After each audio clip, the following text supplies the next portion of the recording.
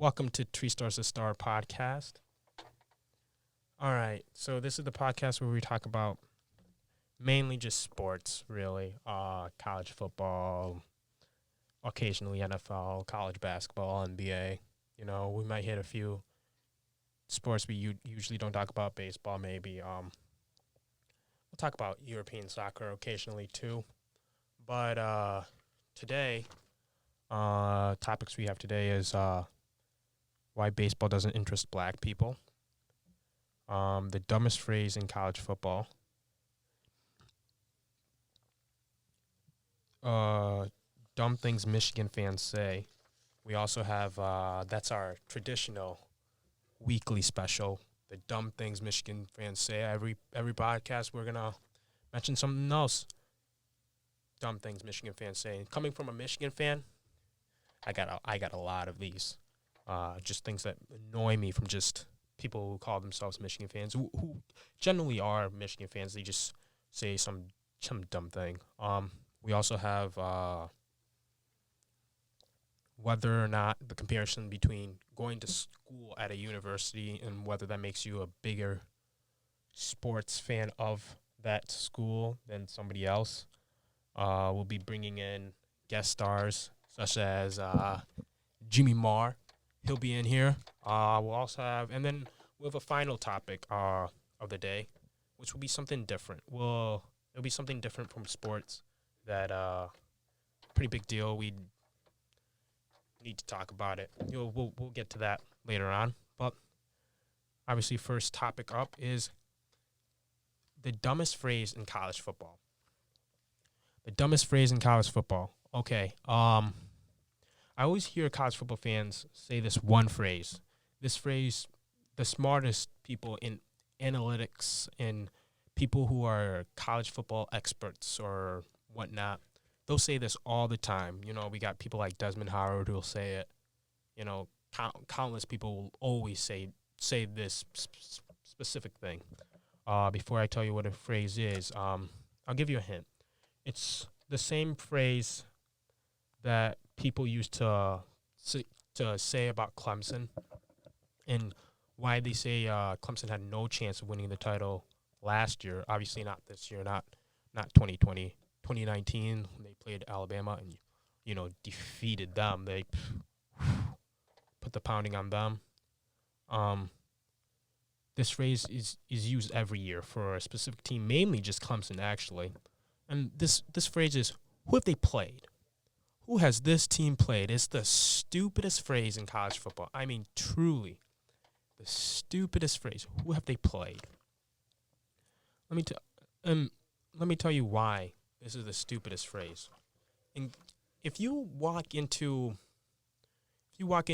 just pickup basketball, I get it, it's pickup, so a little bit different. But if you walk into a pickup basketball game or you're just at the park and you see people playing basketball, right? And you see a bunch of scrubs, but then there's this one guy who's just dunking on people, breaking people's ankles, dribbling. He's got the handles. He's got the jelly. He's cash from threes. You can tell he's good. Now the rest of the people he's playing against are a bunch of bums, but you can tell that this one guy's good, and you don't need him to play against another amazing basketball player to be able to tell if he's good or not. You can simply just tell just by eyes. You don't need and this idea that Clemson or a particular football team, you can't tell if they're good unless they play somebody good. James Harden in high school playing a bunch of bums, maybe he'll mess around with him so you can't really tell how good he really is, but you're going to be able to tell he's pretty dang good. You don't need him to play against somebody amazing, and that's the same that goes for college football. Clemson's beating down on a bunch of bums, beating down on teams like Georgia Tech in their ACC or conference or whatever, wherever they play. Clemson's they're still beating them down. I mean, we see good teams struggle against easy teams sometimes, and Clemson would just beat the brakes off of them. You don't need them to play a good team to know that they're good, right? I heard one of my teachers actually was like, "Oh, well, uh, Michigan football wasn't the best this year by any means, but they beat the brakes off of Notre Dame." But then he says, "Well, is Notre Dame that good, right? Who's Notre Dame played? Notre Dame was a top 15 school this year. They're a pretty good team. They're obviously their two losses came in their two biggest games. They lost to Georgia and they lost to Michigan. They got destroyed by Michigan. And then they lost a close game to Georgia, who's a pretty good team. But they were a pretty good team, right? They finished the season at 11-2. But to say like you can't tell if they're that good just because they haven't played anybody, right? And here's the ultimate proof that saying doesn't work. In the 2018 season, 2018-2019 season, Clemson, obviously I've mentioned them a couple of times, beats the brakes off of every team they play. But then they get in the playoffs and people are like, "Oh, Alabama's insane. Alabama, they're one of the greatest teams of all time. Clemson has no chance." Final score, 44-16. Clemson, national championship game. I mean, come on, who have they played? It's the stupidest phrase in sports. All right. Next topic. Why baseball doesn't interest black people. The next topic I'm going to talk about is why baseball doesn't interest black people. There's an increasingly low percentage of black people in the MLB. It is down to 7.7% of black people in the MLB, and it's getting worse. In the 90s, there were doubled the people playing baseball in the MLB that were black. In 1980s, black people were made up of 20% of MLB players. Black people made up 20% of MLB players. 74.4% of people in the NBA are black, and 70% of people in the NFL are black. But in the MLB, the number is obviously way lower. Like I said, in just the 1980s is 20%, and now it's below 10%. The 2014 MLB Championship Giants had 0 black people on their roster. Howard University, a traditional black school, has got rid of baseball altogether. And Stillman, also another traditional black school, has a 35-man roster of their baseball team and only one black person on the team. So my question is, why is that? Why is baseball not interesting black people? And there was a quote by Chris Rock, and he said, maybe if baseball gets a little hipper, a little cooler, just a little more black, the future can change. And that's exactly what the problem is, and I completely agree with that phrasing. The sport of baseball doesn't really have the swag, I guess, per se. And it's not really, it's like, for example, football, basketball, those sports, when you think of those sports, you kind of think of swag, I guess, and hip-hop, I guess, kind of, you know? And when you think of baseball, it's kind of just slow. It's not like, I feel like black athletes play sports that are more energetic or more high-paced, right? Baseball, you're taking lots of breaks. You go to bed at what? If you're beating the team down pretty bad, right, you'll get like 3 or 4 at-bats if you're really smoking them, right? And then you sit in the outfield, you know. Sometimes the ball will come to you, sometimes it won't, right? You don't really need to be like that conditioned as well. And that's not me trying to bash baseball, obviously. I'm black and I don't really enjoy baseball that much. And obviously there's an interest for baseball because these stats don't lie. I mean, 7.7% of black people are playing baseball right now, which means the other 93% are what, Hispanics, white, whatever, every other race, right? But also, stats don't lie. 70% of people are playing NFL. They're playing football. 74% of the league in the NBA makes up basketball, right? Baseball is a dying sport to the black culture.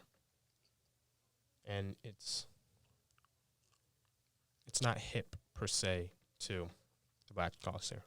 All right, so I'm going to take a little break. When we come back, we're going to get into our third topic with Jimmy Marr.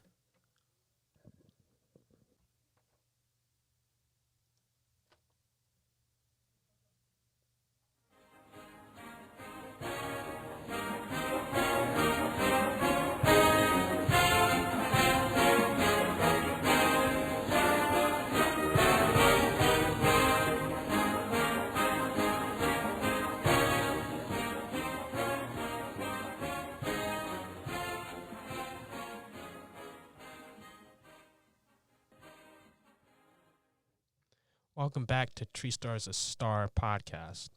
And this is where we usually get into our final topic, which will always be the dumb things Michigan fans say. But today, we're going to do a little bit different. We actually have another topic after the dumb things Michigan fans say. All right. The dumb things Michigan fans say. Today's weekly conversation of the dumb things Michigan fans say is on firing of Jim Harbaugh. I can't tell you the amount of times I've heard stupid Michigan fans say we should fire Jim Harbaugh.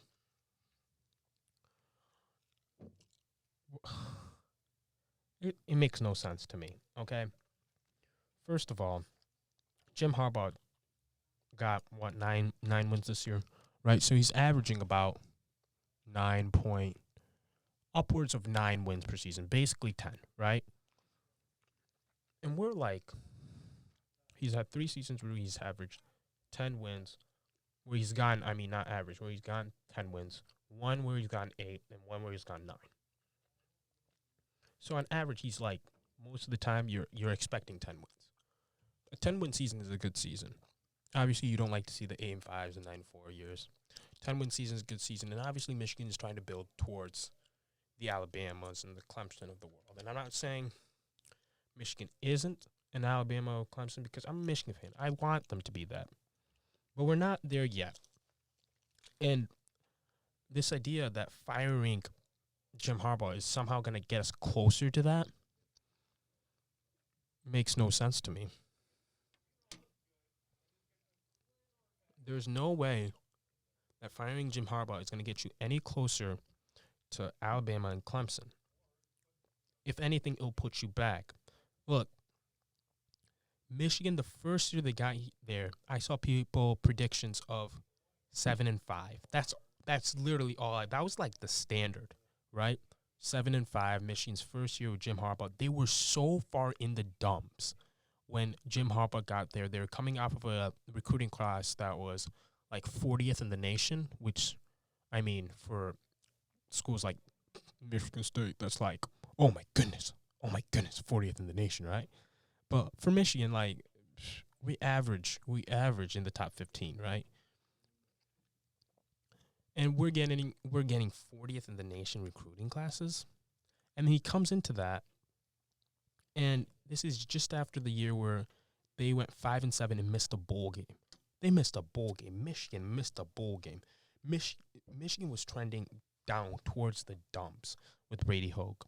Brady Hoke had a good first year, 11-2, fell off to 8-5, followed that up by 7-5, followed that up by No, follow that up. Excuse me. He went 11-2. Followed that up by 8-5. Followed that up by 7-6. Followed that up by 5-7. So his last year, so he's just treading down every year. In his last year, he goes 5-7. Jim Harbaugh takes a 5-7 team that everybody's expecting to go 7-5, improve to 7-5, and the way I saw it was, I remember that first year, and I was thinking 8-4. I was one of the optimistic people, saying 8-4. First year, Jim Harbaugh gets there 10-3. Okay, I get it. Brady Hoke first year he got there was 11-2. Okay, I'm sorry. Next year, Jim Harbaugh's there for 10-3, and he's borderline making the. He's on the borderline of getting to the playoffs. He was in Jim Harbaugh's second year. He was 10-1 going into Columbus, and obviously we talked about this already, right? What happened in that 2016 game? The worst. You will never convince me otherwise. The worst officiated game of all time. And I'm not one to blame the refs. I know, like, I'm sorry, like, I'm not one to blame the refs all the time or whatnot. I'm not one of those people. If Michigan gets beat down, I'll admit they got beat down. If they lost because of their own reasons, even in close games, right? No, I'm not blaming the refs all the time. This is the one guy that I will stay. This is the one game that I will stand forever, and I'll say Michigan lost this game because of the refs. It was the worst officiated game of all time. And if that game was officiated by a normal person, by normal refs, who clearly were not biased towards Ohio State, truly believe they were biased towards Ohio State, Michigan would have went 11-1, would have made the Big Ten championship. I guess who knows if they would have beaten Wisconsin, but like earlier that season they did play Wisconsin, and they beat them. And the score was 14-7, but like they controlled it most of the time. But I guess who knows? But odds are they probably would have beat them. They would have went 12-1, would have made the playoffs. They probably would have just gotten beat down by Clemson. But either way, they would have made the playoffs, right? Assuming Alabama still would have been the number one seed. I can't remember. Was Alabama? If Alabama was undefeated that year, then they would have seed, obviously. So, Michigan probably would have been the 2 seed. Like Ohio State ended up being the 3 seed, but Michigan would have had the Big Ten championship. Yada yada yada. They would have been 2 seed. Clemson would have Deshaun Watson, Clemson. They would have beat them. But either way, he would have made the playoffs in his second year. Should have made the playoffs in his second year. Now you can go on about, what were they doing against Iowa, right? They beat Iowa. They don't even have to worry about the situation, right? And that may be true. And it's probably true. They would probably get that 4th seed, right? But I mean, please, come on now. Right? There's no way Michigan should have won that game. So within Jim Harbaugh's second year, they should have made the playoffs. They didn't. They ended up going 10-3, right? But we're off to a pretty good start, right? His third year was a bust. We can all admit his third year was a bust. But if we look at that team, they lost 13 draft picks. They had more draft picks that year than Alabama. They were losing stars. Taco Charleston left. Jabril Peppers, Jordan Lewis, Darbo, Jehu Chesson. They were losing just talent upon talent. Chris Wormley. I mean, I can't even remember all the talent they had. But they lost legit. Was it 12 or 13 people in the draft? I can't remember, but I know it was the most out of any team in the country. And what are you expecting the next year? What do you expect for them to happen? Yeah, they struggled. They struggled offensively, very much so. Their defense was still pretty good, and mainly their struggles were just their quarterback, John O'Korn. I mean, just terrible. Cost them the game against Michigan State. Who else did they lose to that year? Penn State, they just completely got thrashed. Penn State was a way better team than Michigan that year. Wisconsin, truly believe if Brendan Peters stays in that game, Michigan beats Wisconsin.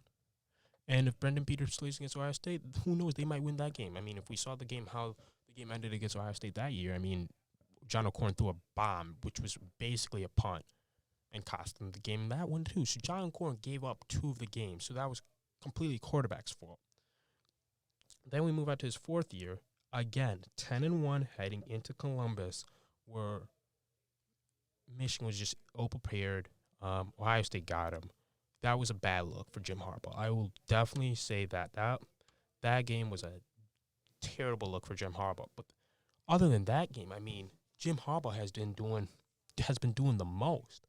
He's had a very good tenure at Michigan.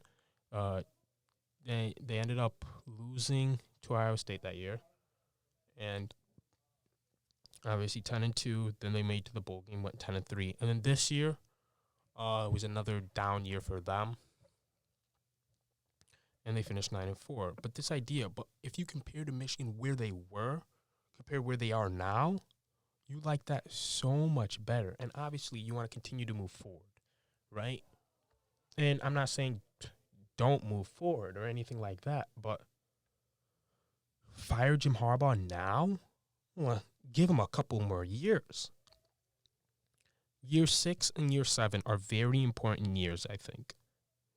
If by the end of year 7, if he's still sitting here at the averaging 9.8 wins per season mark, then I can understand the hot seat. But now, you guys think 5 years is that long of a time? Guys, he took this team from nothing, 5-7, 40th national ranked recruiting class. First year gets him to 10-3, gets him in games where if they win, they make the playoffs twice. It's been twice now where they've been in games where if they win, they make the playoffs. Now I get it. They have to go to the Big Ten Championship and win that. But they would be heavy favorites in those games if they would have just beaten Ohio State. He's gotten them twice in that position. In addition, the recruiting classes has been back to the average of, I think, top 10. I think they're averaging top 10 recruiting classes. I might be wrong. It's either top 10 or top 15, but I've seen it a couple times where it's been 6, 8. I think there's one year where it's like 4. They finally got a recruiting class better than Ohio State a couple of years ago due to Jim Harbaugh. They're heading in the right direction. Just want to pump the brakes to all these Michigan fans that just want to beat down on Jim Harbaugh.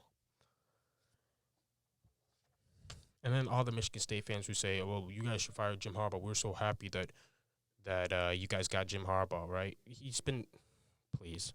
Those Michigan fans know nothing. You realize that, those Michigan State fans know nothing. You realize that since Jim Harbaugh has been there, Michigan has beaten you guys more times than you've beaten them. And before he was there, Michigan State was just pounding Michigan.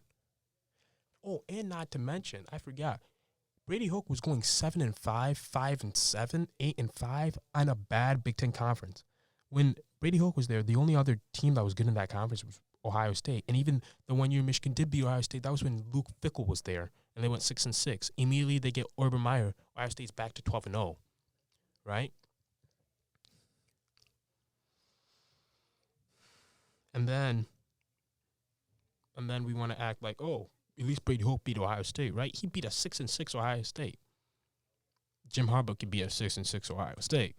Jim Harbaugh could be a Luke Fickell Ohio State. That's why all these Michigan State fans who want Luke Fickell, I'm like, wow, Jim Harbaugh's going to slaughter you.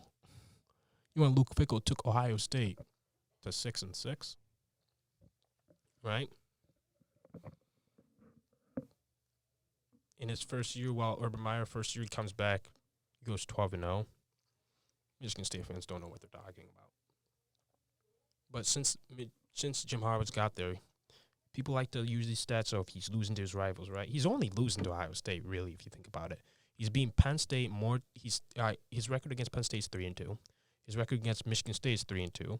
His record against Wisconsin, who's not a rival, right? They're not in our division, is 2-2.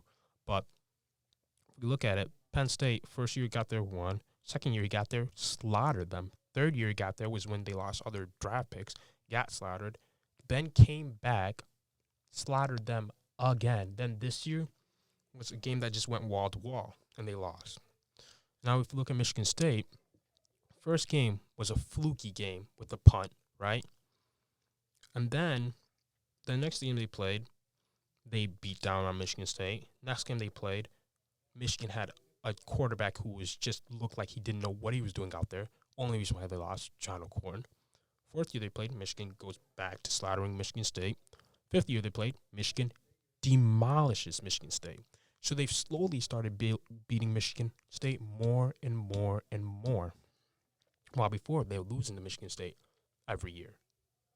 Right? And the Big Ten is so much better now than it was when Brady Hoke was there. I think I touched on this and then left the topic a little bit.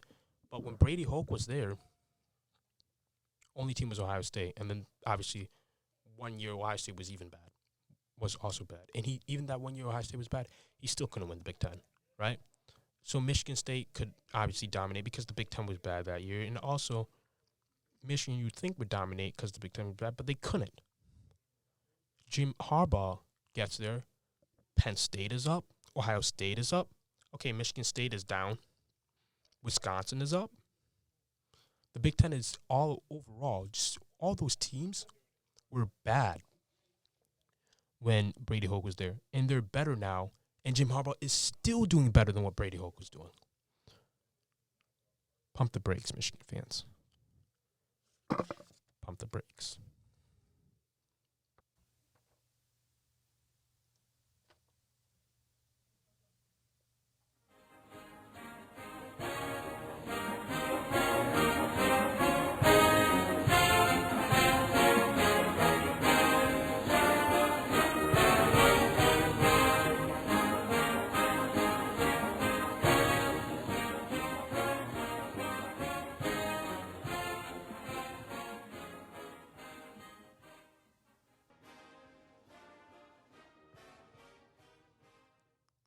Welcome to Tristars, a Star podcast.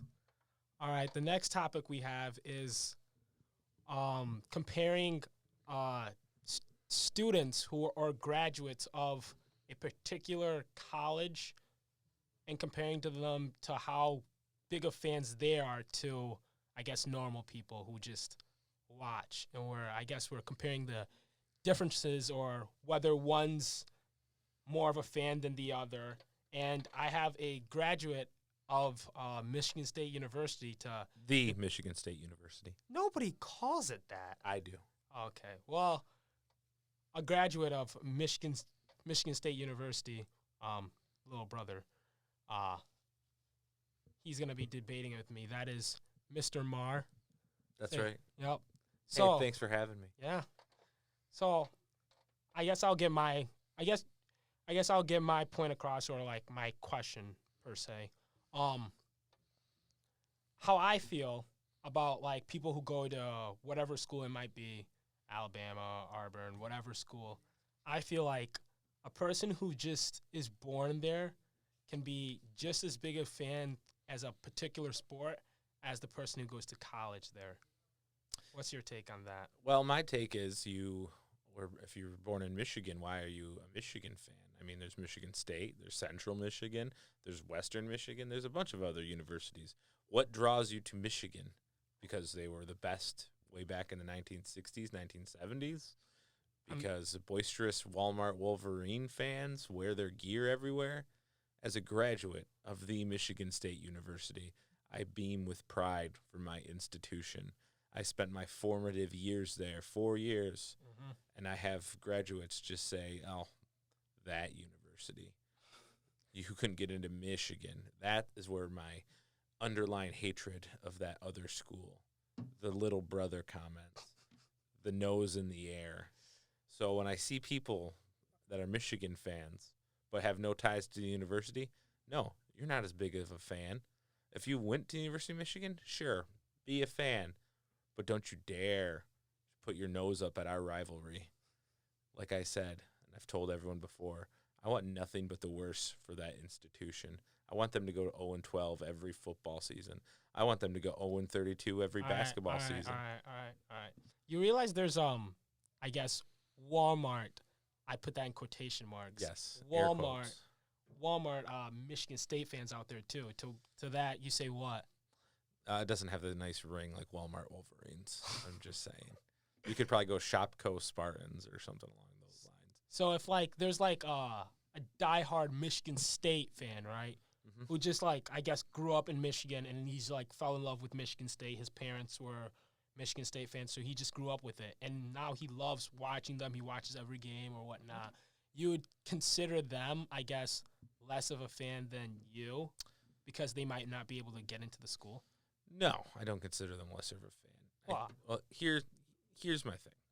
So if you have not gone to either institution and you're a Michigan fan, and I feel like you're just like a front runner. It doesn't matter what school, any I know. school, yeah. No, I do not consider myself I am a bigger fan because I am the biggest Michigan State fan. So, but That's a like, big statement. It is. I mean, not Johnny Spirit where I ride my bike around with S painted on my chest, but not many people are more of a fan than me. Okay. But to the casual fan, sure, everyone's on the same level. Like my wife, she doesn't follow the basketball team like I do. So yeah, a fan of the institution who didn't go there, sure, they're on par. They're not really. There's a difference between a casual fan and say like me, like a casual fan who watches like a Michigan every now and then. That's different than me who watches every single. First of football all, game I'm they got. sorry that you subject yourself to watching every football and basketball game. That's really unfortunate. Kind of like torture. I mean, Waterboarding. we kind of do win more, but okay. I mean, That's a different debate. Yeah, let's not go. Okay. There. We'll But- be here for hours. Okay, but from my perspective, it's like I really I love Michigan, but like I'm not gonna be able to get in the school. Not with that attitude. I mean, I'm a junior already, and my GPA is not up to par.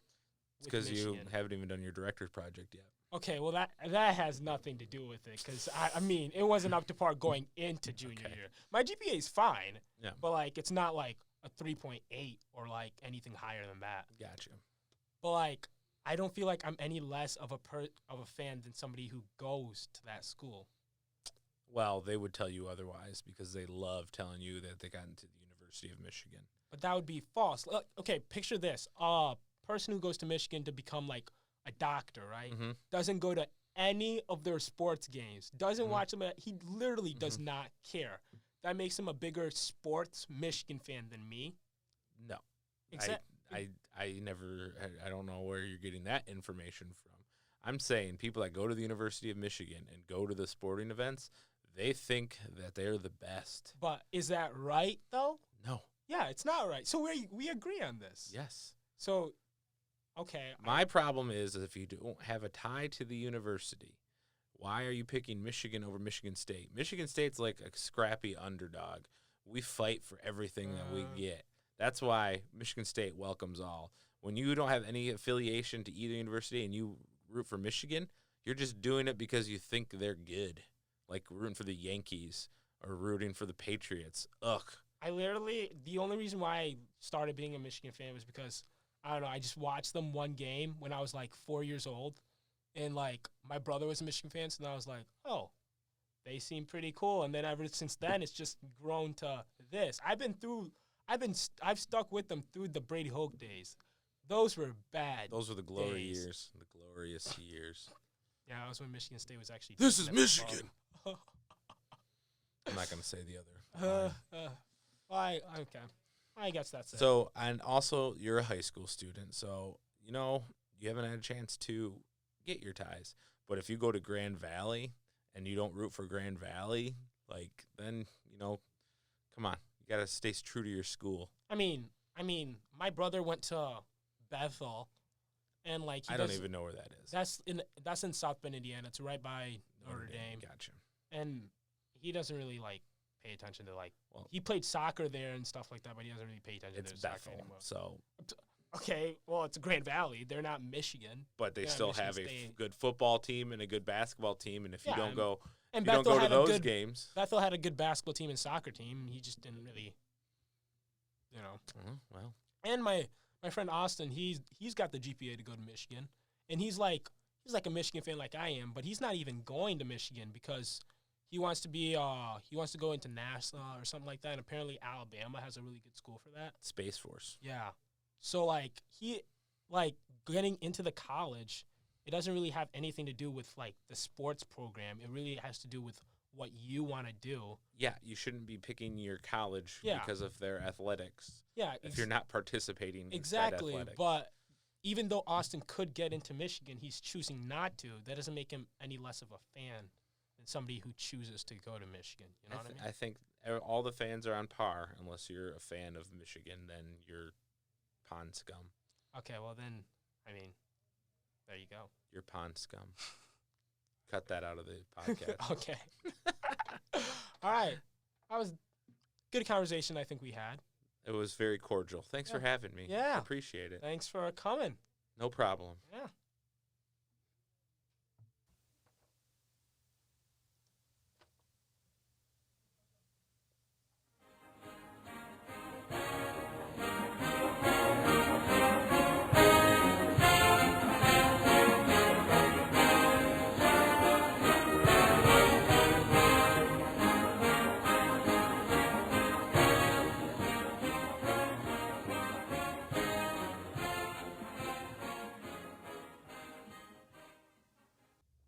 Welcome back to Tristars the Star podcast, an all sports podcast, but we usually are going to finish with a sports topic,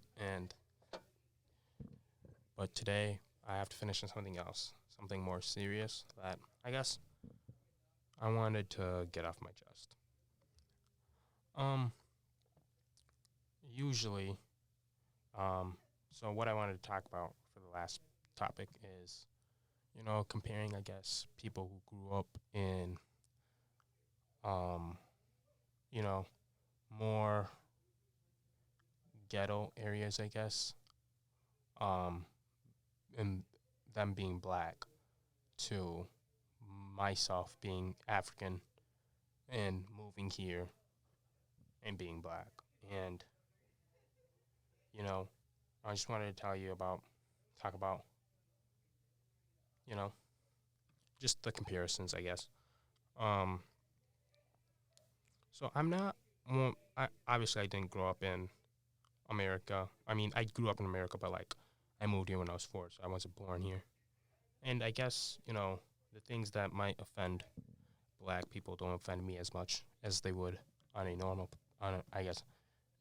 black person who was born here. I didn't really experience the racial things that happened in the past time. My ancestors were from Africa. They weren't from America. So, we get into serious things like the N-word and stuff like that. And I mean, for me personally, those stuff never really bothered me. They might bother other people. But for me, even though I'm a black guy, they don't bother me. I think it's just my understanding that it didn't affect my ancestors like the N-word didn't, because my ancestors weren't enslaved by white people. So I don't know, with that understanding in mind, I just don't see the harm for me. Obviously, it's going to offend other people.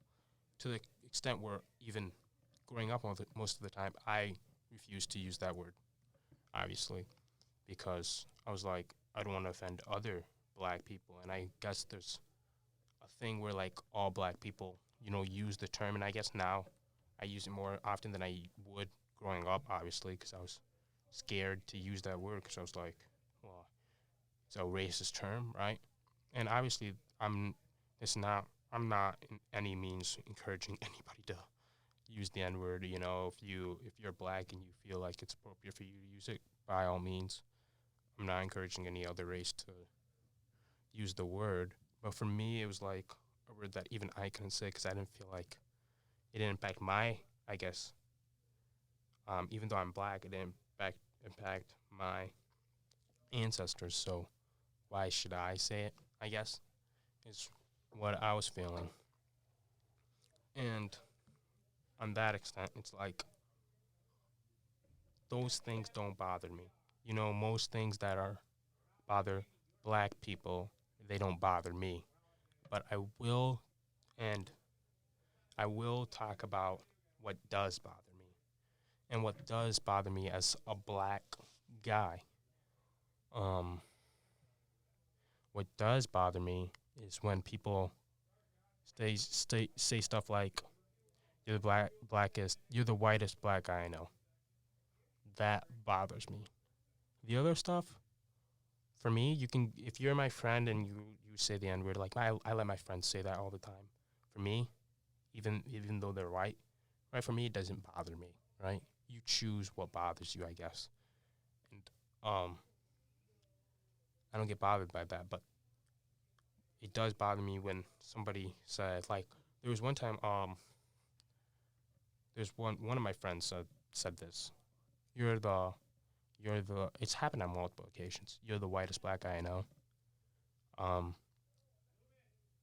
at, it actually happened here at Tech, and I got really frustrated about that. I started cussing him out, and I was like, whenever somebody says that, there's like a trigger that I almost like punch the guy. Like sometimes it gets to that point. But like someone said that at school, and I actually did end up punching him in the neck, bruised him up a little bit. Look, what I'm saying is, why does that bother me and the other stuff doesn't? Because saying you're the whitest black guy I know is basically taking away you're stripping away his blackness, I guess. And I don't understand why you need to do that. Just because they weren't born in a family in America that was raised up, I guess, and in a way where they talk differently or whatever. You know how, I guess, people from, I guess, ghetto areas, or they talk differently. Maybe they got the accent that they have. I guess they use the N word more normally, and obviously there's nothing wrong with obviously people from like Detroit maybe and stuff like that, because they're I mean, it's a hard place to live, and there's people who come out of there thriving and stuff like that. So much respect. But like you're saying that just because I'm born on a family that doesn't, I mean, my family's all black, but we moved here from Africa, so my family has more African accents, and I guess why people might say that because all they ever see in the TV and the media is black people acting a certain way. And then when you say that to a person who doesn't act in that certain way, you are hurting him, as in me. When you say stuff like that, you're belittling me because I'm clearly not white, right? You've seen my skin. I mean, people have seen my skin color, but at the same time, I can't be black either, because I don't. You're stripping my blackness because I don't talk away. I don't. I guess maybe because I don't sag or something like that. And not only is it offending me, but it's actually offending the people who are raised in the Detroit areas or whatnot, because obviously those people are somewhat living in poverty. Obviously, maybe not all of them, but a lot of them.